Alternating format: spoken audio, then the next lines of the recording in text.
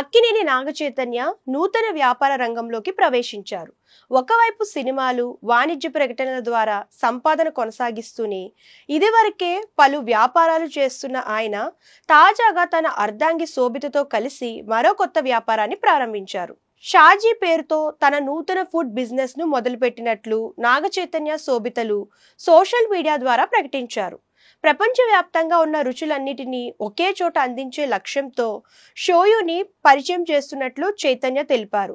తమ ప్రయత్నానికి అభిమానులు ఆదరణ, ప్రోత్సాహం ఎల్లప్పుడూ ఉండాలని ఆయన కోరారు. అంతేకాకుండా కిచెన్, అక్కడ తయారవుతున్న వివిధ రకాల వంటకాల ఫోటోలను కూడా చైతన్య పంచుకున్నారు.